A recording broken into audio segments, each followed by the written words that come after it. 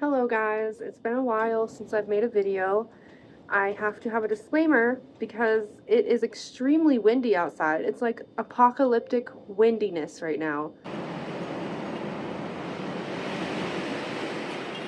where I live, and it's horrible. So if you hear that, that's why. It's hopefully not too distracting, but yeah, it's pretty freaking windy and it's terrible and it's scaring my poor chihuahua. I'm so sorry. I wish I could take it away. I'm so sorry. Yes, I am. Yes, I am. So, I I know I haven't been doing YouTube videos lately. I'm going to give you a lot of updates so that you understand why I have not been active on YouTube. And then I'm going to get into the story time that I have, which is very interesting, and it was such a traumatic experience that I haven't even really talked about it since it happened, nor have I went to get a tattoo since it happened. So I will go into detail why. I realize my pants do not match this. Just ignore the pants. I made my shirt cute, and then I did not feel like putting on different pants, so ignore that. So anyway, where do I start? So I'm just going to tell you guys what has been occupying my time and made me not have time for YouTube, and then I will get into the story. So, oh my god, I hope you guys can hear me with all that freaking wind. I was in college for the last year of my life, probably more. I think it was a year and a half because I just got an associate's degree. But I went to school for criminal justice, okay? I wanted to be a detective. And then, like, halfway through school, I learned that in order to be a detective, you have to be what they call a beat cop for at least 3 years, which means just you have to be a regular cop for 3 years in order to be even considered as becoming a detective. So that quickly went out the window because I do not want to be a police officer, although I do have much more respect for them after doing so much schoolwork dedicated to it. But basically, I could go further into detail with that if you guys wanted to in a separate video, if you guys want me to, but I just have a lot more knowledge about everything now. I'm also true crime obsessed. Obsessed.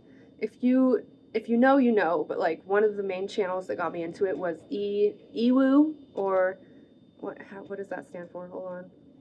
Explore with Us. It's a really good true crime channel. However, it's not for everybody because these types of videos are basically police body cam footage.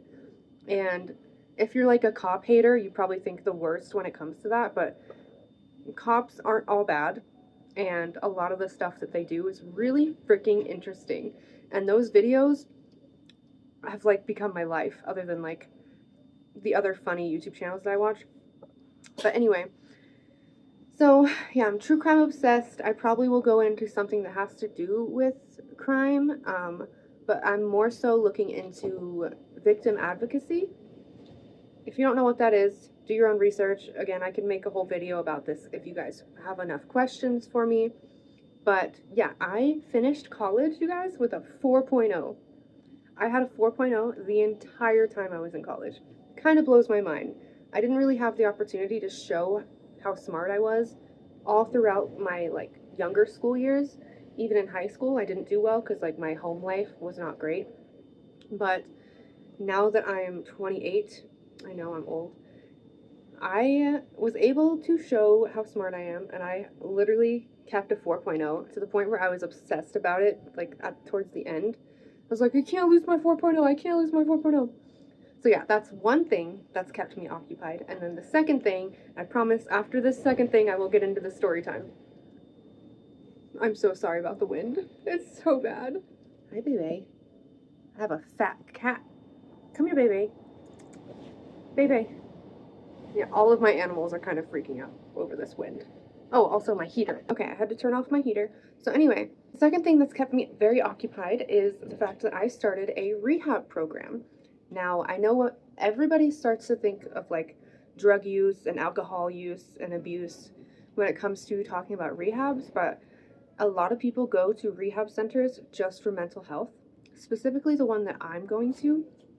It's basically like for any mental health problem, you can go to this rehab, and it really, really is helpful. And all it is group therapy.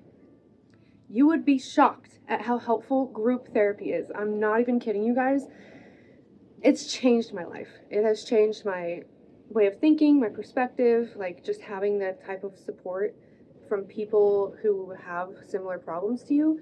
It changes your life. Like, it's so much different than just having one therapist and you going back and forth with that one therapist. It's a group full of people like you. Some have different struggles, obviously, but some have very similar struggles, and you get to like learn from each other and give each other advice. I don't know how it's so powerful and healing, but it really is. So that is basically what has led me to not doing YouTube for so long. But yeah, I'm back and I want to start doing more again. So if you want me to keep doing videos, hit that like button, subscribe to my channel. It would really make me feel better. I'm not even at 1,000 subscribers yet, but it's still really cool to know that like more than one person likes my videos. Like, I just can't fathom anybody liking my stuff, especially because my engagement on every other social media is so low. And honestly, on here, it's really low too, except for when I post like funny shorts of other YouTubers, then I get a lot of views and likes. But other than that, I struggle with thinking people like me at all. So yeah, if you like this video, it will help me feel a little better about myself. So anyway, let's get into the story time. So I posted a YouTube video about me getting a tattoo on my birthday a few years ago. I think it might have been 2020, the end of 2020. I am not sure. But it was me getting this tattoo done. It's a really beautiful, naturalistic tattoo, right? And the entire plan, if you want to go watch that video, I'll link it below in the description or in the comments. But it's a really good video. I think my videos are pretty good, but again, like, YouTube isn't showing them in the algorithm like at all, so I don't get a lot of views or likes. But I spend a lot of time on them, and some of them are really good, and this one was really good. I tell you guys why I'm getting this tattoo, and the fact that I'm going on my birthday, which was really like stressful. And there's a whole history as to why getting tattoos is really, really hard for me. It's basically because my ex-boyfriend was a tattoo artist. He did a lot of the tattoos on my body, including like his brother actually did these, my elbow tattoos, and they're not that great if you look up close. It's really not good, but I have a lot of history with tattoos, and basically tattoo shops traumatize me really, really badly, and I don't have anybody to come with me. Also, my birthday is on December 29th, so nobody's around, nobody cares, nobody wants to do anything with me for my birthday. It's really sad. So I at least used to like to schedule a tattoo appointment on or around my birthday so that I had at least something occupying me that was like kind of cool and exciting on my birthday. So I had scheduled it for my birthday. I went in, I filmed the YouTube video. I was filming her tattooing me a lot. And basically, this was going to be an entire sleeve, all the way up my whole arm, right? And that didn't work out. And I'm going to tell you guys why. So that first tattoo appointment went great. The second one, I think I had scheduled for a few months later. I think it was in February. And the whole reason this goes wrong is actually a different YouTube video that I filmed. So I was filming a YouTube video on Christmas of 2020. And basically, as I was filming the YouTube video, I saw a bunch of red and blue lights flashing outside of my house. And I was like, what's going on? And I went to go check, and there was like a huge fire truck outside of my house, but it was across the street at the gas station that I actually worked at. So I ran over there, and I was like, what's going on? And the pipes had burst in the gas station because this was Christmas Eve. I totally forgot to mention, I was filming a video on Christmas Eve. I had elf ears on, I had a Christmas hat on and everything. I was dressed as an elf, and I ran across the street in my elf outfit. And was talking to the firefighters, and the pipes had burst. There was water shooting out of the pipes in the gas station, all over the ground of the gas station. And these firefighters couldn't figure out where the shutoff valve was for the water, because if the pipes burst, the first thing you need to do is turn off the water so that it stops bursting everywhere. And I started talking to this one firefighter. This is very relevant to the story, by the way. This really, really, really tall, handsome firefighter. And he was actually the captain. He was the firefighter captain. And we basically hit it off like right away. I was trying to help them find the shutoff valve because they were, I'm not gonna lie to you, like, firefighters are a little slow sometimes. Like, they expect like a lot of like, how do I say this? A lot of adrenaline type things to happen, and when there's not a lot going on, they're just kind of like standing there like, don't really know where the shutoff valve is. What do we do? And so I jumped into action and was like trying to help them find it. And me and this firefighter started talking, and I thought he was really cute. And there was just like this energy. Like, I used to believe in love at first sight, but after this happened, I kind of lost that belief. But I thought it was love at first sight. It was a very cute energy. And I gave him my YouTube channel. He subscribed to me right on the spot as we were standing outside the gas station, as it was like snowing and freezing. And there was a lot going on around us, but we were still like locked into each other. It was adorable. And then I remember when they left that night, since he was the firefighter captain and he was like the lead of all of the other firefighters, he made all of them wave goodbye to me. It was so romantic for my little heart. I was 26 at the time, I remember. And I was just ecstatic at that. Like, I was like, oh my god, I don't know, I never get good male attention. So that was like, it felt very promising to me, right? So we met that night, Christmas Eve. I went to go get my tattoo 4 days later on December 29th, my birthday. And I remember going, it went well, came back. Me and that firefighter then talked for like the next couple months. A lot. And basically fell for each other, at least I thought. And I had the next tattoo appointment set for February something or other. And I planned to film myself getting this whole sleeve done. Every single tattoo appointment I was going to film and make a YouTube video about. But meeting this firefighter train wrecked that whole plan. And when I had my tattoo appointment set in February, I was like so focused. Like, I remember I was still going to film it and everything. But the day that I had my tattoo appointment set for happened to be the day after the firefighter came over to my house for the first time, right? He actually, I think, so he was going through a divorce. The girl he was married to cheated on him, and he was very, very, very upset. And he just wasn't okay. Mind you, this is before we met. They had like started their divorce process, so when he met me, he was single. But he was very heartbroken. It was really sad. And he was having a really hard night one night, and he was drinking, and he was like, can I please come over? And I was like, haven't you been drinking though? And he was like, I have a Tesla, it's totally fine. And I'm like, okay. Like, I couldn't really say no to him at that point because I really liked him. Also, I hate drinkers. I hate alcoholic men. I can't do it. There's a lot from my past that will explain why. But I usually will not date a guy who drinks a lot, one. And two, I will not let a guy come over to my house if he's been drinking. Like, it's just not something that I do. But because I felt so strongly about this guy, I let him come over to my house. He also like said he hadn't been drinking a lot, so it would have been fine. And I felt like he would be safe because he, I guess, had a Tesla. I don't know. The self-driving, whatever. But he was like, also, I forgot to mention, you guys, this guy was 43 and I was 26.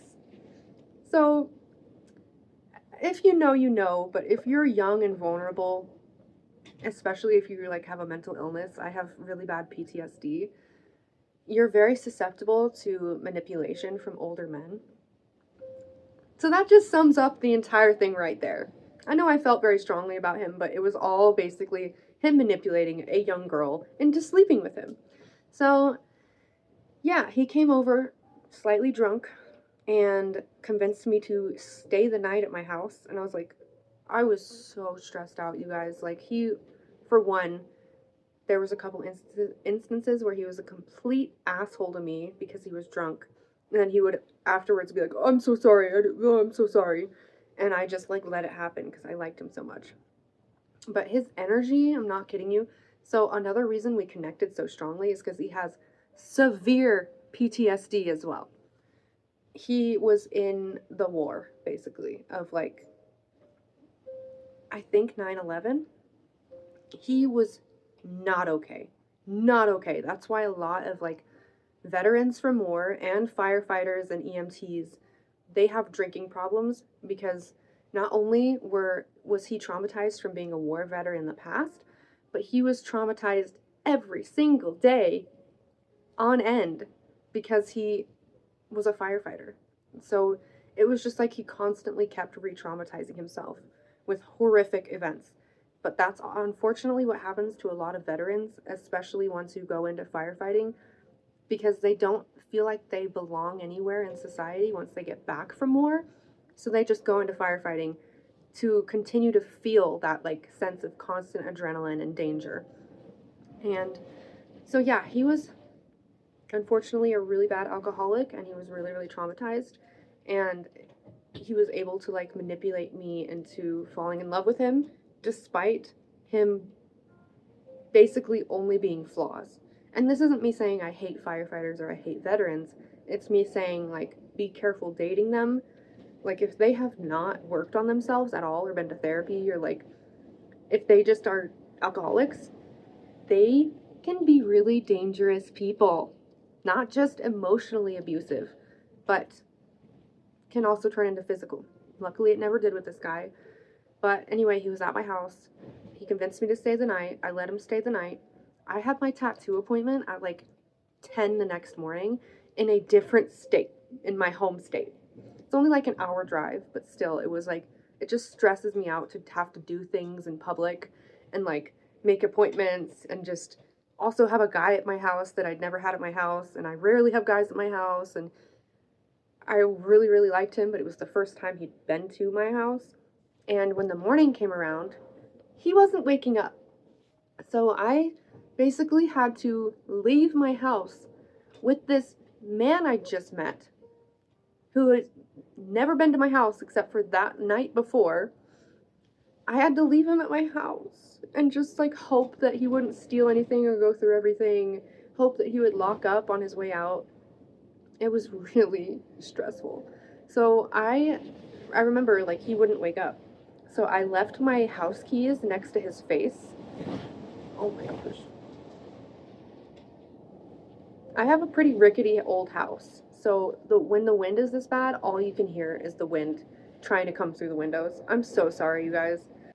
Okay, so I left my keys in front of his face and I sent him a text saying, I had to go to my appointment. You weren't waking up, so just when you leave my house, please lock the door. I didn't really know what to do or say. I was freaking out. One, because I have trauma with men in general.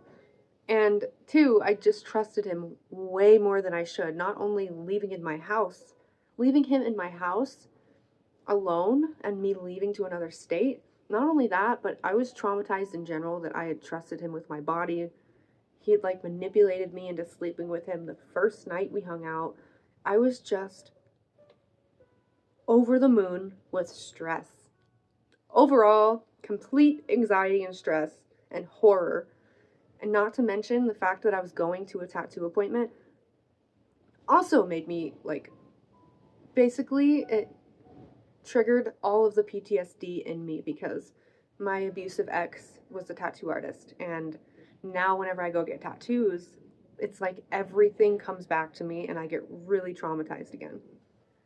Also, by the way, my ex, who was a tattoo artist, is now in jail for murder. So he was a terrifying person. And he really, really traumatized me.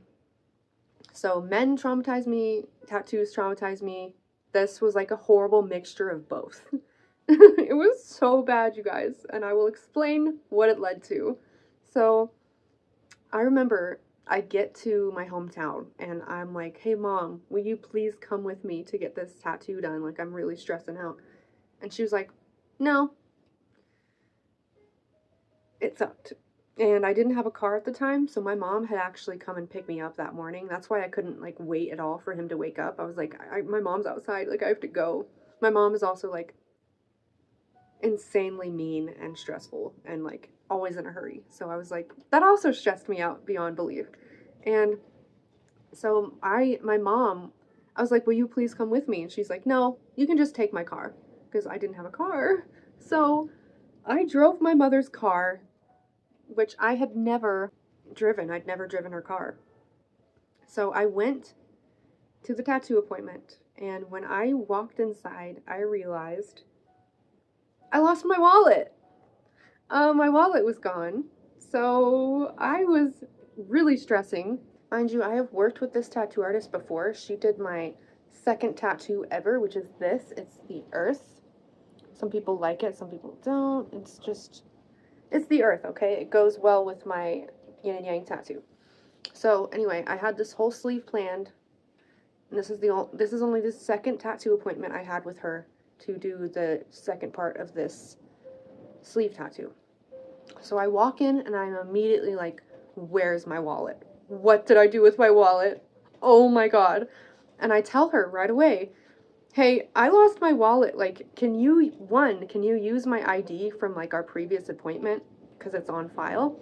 She said, yeah, we can totally do that. And then I was like, okay, so then money wise, can I just like pay you over Venmo once we're done with this? Oh my gosh. Can I pay you on Venmo once we are done with the tattoo appointment? And she said, yeah, that should work fine. So we get started on the tattoo. This whole time, I am trying to text the guy staying at my house. We're going to call him Mario, because he did have a Spanish name, but he wasn't Spanish. He was a white dude. Mario, he was not texting me back at all. And you know when you have an iPhone and the other person that you're texting has an iPhone too, and it's a blue bubble that when you send your text, it's blue? All of a sudden, my text bubbles were turning green when I was texting him, which means he probably blocked me. So I really started having a panic attack now. One, because he wasn't answering me, he probably blocked me, and he was in my house by himself, and I left my house keys with him, but also because I was in a tattoo shop, which really, really heightens my PTSD. The music that they were playing was like hardcore screamo music, like just rock music that's like really fast and like just doesn't help when you have anxiety. And then like there was a bunch of like people around us that were like also tattoo artists, and it just really was giving me horrible anxiety. And so I'm trying to text this guy, I'm freaking out, he's not answering me. So I remember like getting up halfway through the tattoo because I really had to pee, because when I have horrible anxiety, I have to pee a lot. But then when I try to pee and my anxiety is really high, I am unable to pee. So I just start to feel really bad pain in my bladder, but I'm literally sitting on a toilet and I cannot relax my body enough to release the pee. So I sat in the bathroom, I remember, and also bathrooms that are not soundproof make this so much worse. Like if you have a shy bladder and you go into a bathroom in a tattoo artist place, in a tattoo shop, and you can hear everybody talking outside of the bathroom door, and you can hear this rock music, like strong, fast beat, screamo music, I couldn't pee. So I sat in that bathroom for probably 10 minutes, which doesn't sound like a lot, but it's a lot when you just tell your tattoo artist that you're gonna go pee really quick. And I couldn't pee. It was horrible. And so I took forever in the bathroom. I came out. After I came out of the bathroom, the tattoo artist that was working on me was acting completely strange. And after looking back on it, I do think she was like assuming that I was on drugs or something and that I had gone into her bathroom to do drugs. And she probably thought that's why I was acting so strange. Like, I was sweaty, I was really, really nervous, on edge, like, could barely talk to her. And I remember also telling her, like, so this is gonna be the sunset. This is just the field of flowers at the bottom of the mountain that was gonna be my sleeve tattoo. So flowers, sunset, sky with clouds, mountains, that's what the top part was gonna be. I told her I did not want any orange. I do not like the color orange, mostly because my horrible, mean sister, her favorite color is orange. So I'm like, I don't want any orange tattooed on my body, okay? Well, after I came out of the bathroom and I could barely talk or focus on anything, guess what that tattoo artist did? Without asking me, without telling me. She literally put orange.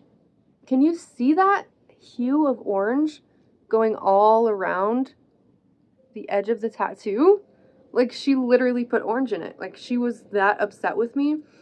Also, I think that she started to think more about me saying I forgot my wallet, and she probably started to assume that I was lying about that just to try to get a free tattoo, which is like, doesn't make sense at all because I had planned to come to her to finish an entire sleeve up my entire arm. Like, what makes you think I would come in for the second appointment out of like 10 appointments and try to get it for free and rip you off? Like, that doesn't make sense. She also knows my history and how bad my PTSD is, so it kind of is shocking that she just basically assumed that I was a piece of shit and put orange in my tattoo permanently on my body. And then after the appointment was done, I remember I finally got Mr. Mario to freaking text me back. And he had basically slept until the middle of the day at my house in my bed without texting me, without anything. So I was just freaking out. He finally texted me. He said he'd be able to come pick me up actually from my hometown and bring me back home to this other state I live in currently. And by the way, I live in Colorado. I'm talking about Wyoming. My hometown is in Wyoming. And the only reason I went back there for a tattoo is because I know this tattoo artist. She had done previous work on me years ago. When I was like 18, she did this. So I trusted her. I knew she could do color tattoos. Obviously, she's a great freaking artist. These are such amazing flowers that she did. And I was really excited about the whole sleeve. So after the appointment, he texted me saying he could come pick me up.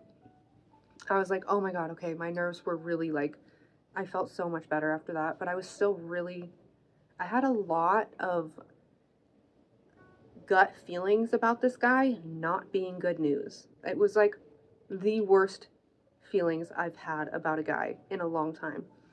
And the fact, especially the fact he like wasn't answering me, but he was at my house. Like, it was just really strange and scary, quite frankly. So I went up to the like front of the tattoo shop to like end my appointment with the artist, right? And I was like, okay, so it's like still okay if I pay you later on Venmo, right? And she was like, what? And I was like, we talked about this. Like, I'm pretty sure I remember you saying it was okay. Otherwise, I wouldn't have like continued to let her tattoo me. And basically, she was really, really upset that I couldn't pay her in cash at the end of the appointment. And like, which I totally understand, but like, she should have told me she was not okay with that at the beginning of the appointment when I told her I lost my freaking wallet on the way there. Like, I've no recollection of what I did with my wallet or how I would have lost it because I was so in my head about everything else. So, which now will teach me a lesson for the rest of my life. Like, doesn't matter if you're stressed about anything else, make sure you have your wallet with you. That's the most important thing about a tattoo appointment. So anyway, I went in, so I was talking to her. She was really upset with me. I finally get her to agree that it is okay for me to pay her later because she literally agreed to it before the appointment even started.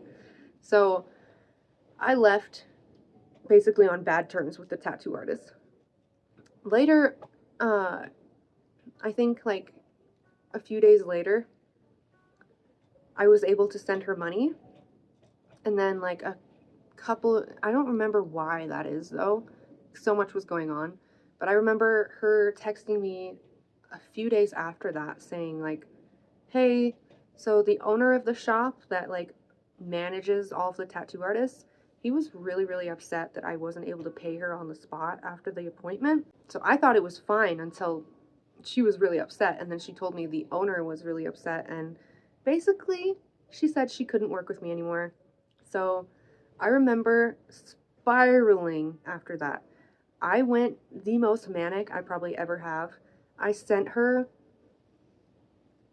not even just paragraphs of messages, but like pages upon pages of like why it happened, what exactly happened, how much tattoo shops in general trigger the fuck out of me, why they trigger the fuck out of me, who the guy is, which she knows, my whole hometown knows who this horrible guy is because like his mugshot was circulating the internet because he was like known to so many people in my hometown.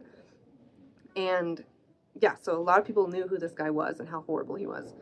And she just wasn't having it. Like I think she just ended up blocking me because I was trying so hard to convince her, like, dude, I'm so sorry. Like, I was not trying to do anything on purpose.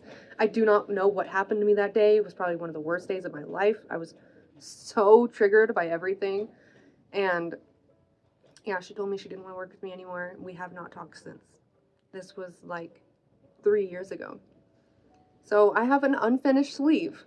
And that is why. Like, it barely goes past my freaking forearm.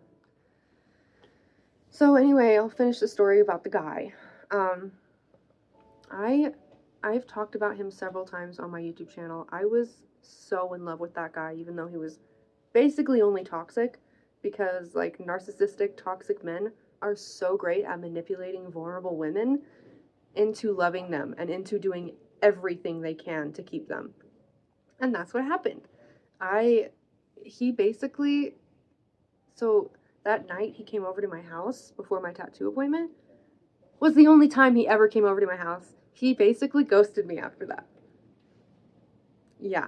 He came to pick me up from my hometown to take me back home in his freaking Tesla. It was my first time being in a Tesla. It was really, really, really fancy. I was shocked. Because usually I get really car sick in cars, but that Tesla did not let me get car sick at all. It was so calm and quiet and like really, really fast. Like we got from one state to the next state like that. It was crazy to me. And then he dropped me off at my house. I think he came in for a little bit and then he left. So he came to my house twice total. And then I never saw him again. And it broke me really, really, really bad. And now that I look back on it, I really do think it was just some 43-year-old dude who was really excited that he could sleep with a 26-year-old girl. And then he realized how like unrealistic it was. If he even ever really liked me, he probably realized, probably by somebody else telling him like, hey dude, you really think you can get away with dating a 26-year-old and like nobody judging you guys and like you never getting shit? That was it. Or he just used me for a one-night stand and never wanted to talk to me again. He basically ghosted me after that, and we talked like maybe a handful of times after that. He really, really affected me. I started, like, after he ghosted me the first time is when I started my my ASMR YouTube series where I read the book called The History of Love. It was me, like, trying to reach him. Like, I don't know, I'm such a believer in love that I thought that it was cute, it was romantic, and he actually did text me like half a year after he ghosted me again. He texted me this long paragraph about how sorry he was, and I was pulled right back in, you guys. What do you think? I was a young girl. Like, I had actually just turned 26. I was still 25 when we met on that Christmas Eve. Then I turned 26 4 days later. So I was still really young and vulnerable. I had no idea that, like, I don't know, I obviously have been taken advantage of by horrible men before, but this was like, I thought this was something real because he had such a serious job. He was so, like, serious. I don't know, I really thought he was the one. And he texted me again like half a year later. I was so ecstatic. And then we talked for maybe a month again, and then he ghosted me again. And that's about the time that I completely stopped doing that ASMR series. I stopped reading the book because my heart was just so broken and I just wanted to give up on everything. And months and months went by. I remember, like, I would get really, really angry about it randomly, and I would cry some nights. I would just get really, really bad some nights. And it got to the point where, like, months later, I was fed up. I needed at least an explanation from this man, because you don't just ghost a girl who you made think you loved her. Like, he really made me think we had something special. Especially him ghosting me once and then coming back, which is like the most, like, toxic catfish thing you can do to, like, lure someone in and manipulate them, is to, like, ghost them and then come back and then ghost them again and then come back. Like, it really sent me through so many loops. I went crazy. And I thought, since he ghosted me again, maybe he'd come back again, or maybe I'll get another explanation. And I never did. So I remember reaching out to one of his friends because he slipped up when we were talking and he told me exactly who his best friend was. Like, it was obvious. He owned a business, his friend did. So I was like, okay, well, I'm just going to message his friend then. And I did. I said, you need to tell your friend Mario that he needs to fucking reach out to me and say, give me an explanation, because you don't just ghost somebody like that. It's not okay.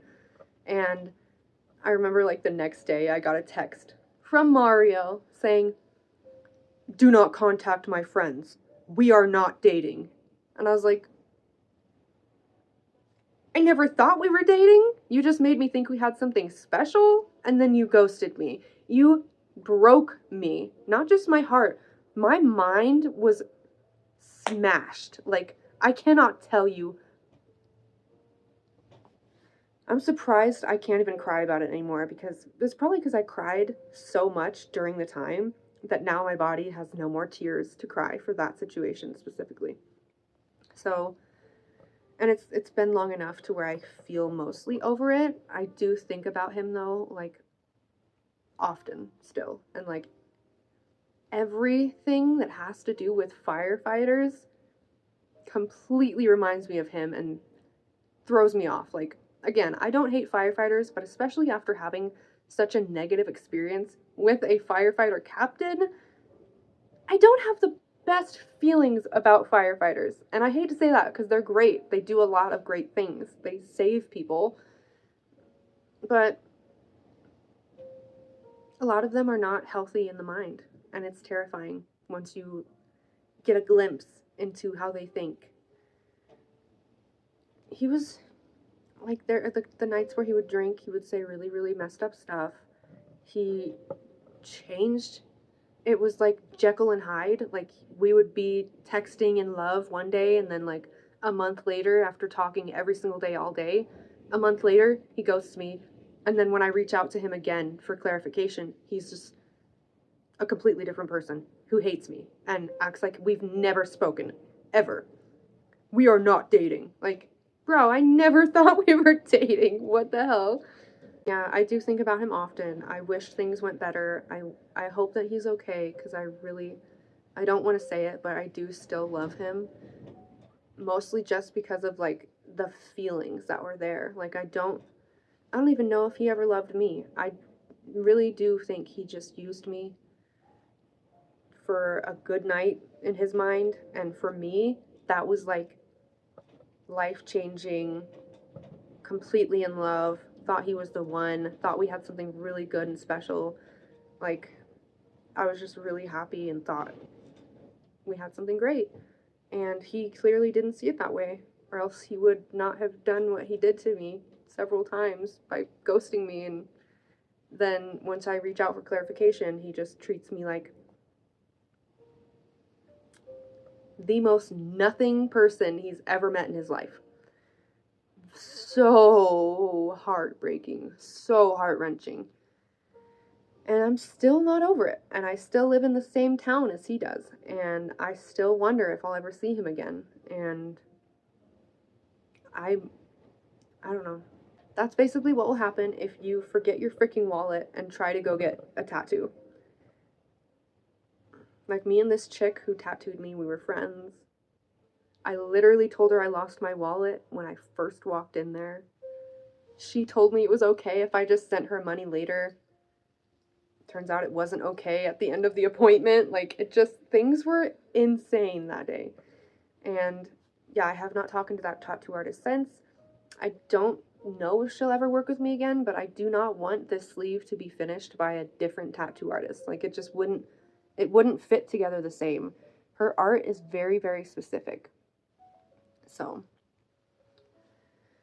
I honestly one day hope to maybe go back to her when I have enough money again and just message her saying like, hey, I know I really messed up and scared you away, and like I couldn't understand why you wouldn't work with me again, but I hope maybe we can move forward on a different leaf. I don't even know what I'm saying, but I just hope maybe one day she'll work with me again. Like, years have passed. I'm sure she has had time to like think back on it too and feel bad about it, because I definitely have. So yeah, hopefully this wind in the background wasn't too distracting for you guys. If you have any clarifying questions, or really any questions at all, leave them in the comments. I will respond. Maybe I will compile them into a video itself and just answer all the questions you guys have for me. But yeah, I feel like I thought this video was going to be a lot longer, but it's definitely not. So I'm kind of drawing a blank because it was like such a triggering time for me. So traumatizing. If you watch my videos from back during that time, like, I tried to read a book about PTSD and I was just like triggered like crazy, and I was crying with every word I spoke. It was so bad. So that's also why I went to rehab. That's why I'm doing so much better now, because of rehab. Like, just trying to heal my PTSD, because I've had it since I was a kid. I have complex PTSD because I grew up in an abusive home. So I've always had PTSD and I've always had to live with it, but I've never known how to control it. I've never known how to cope with it.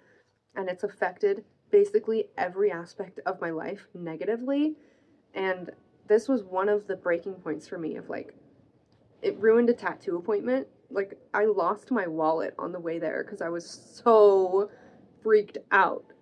And then that just one instance of losing my wallet ruined me getting a sleeve done.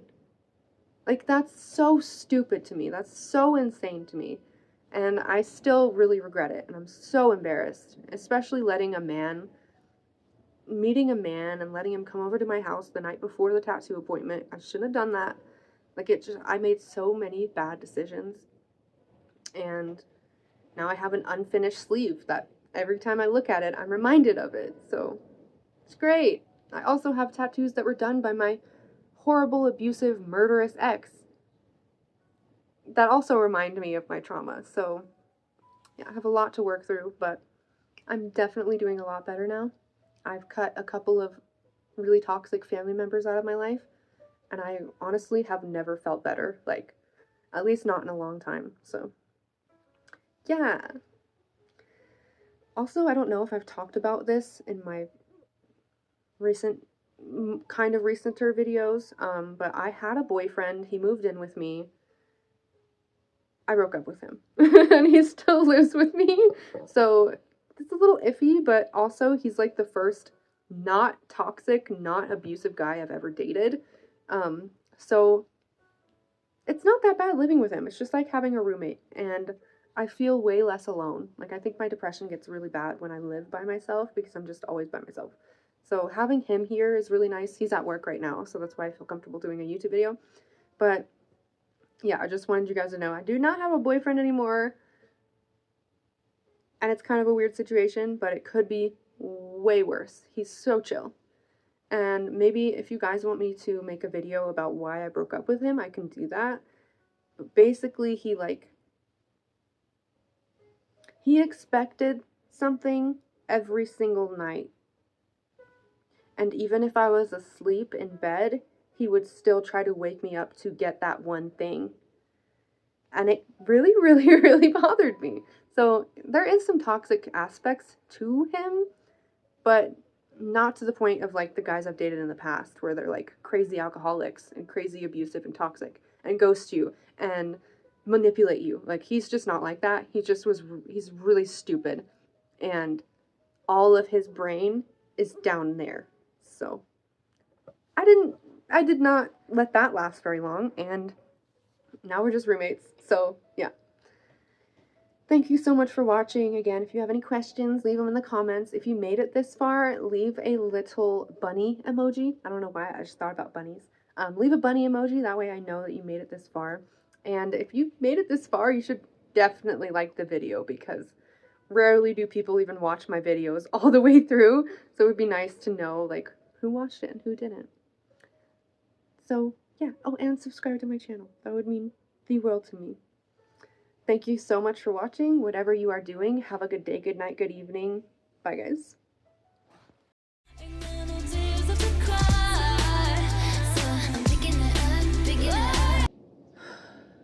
I was like, can I pay you on Venmo once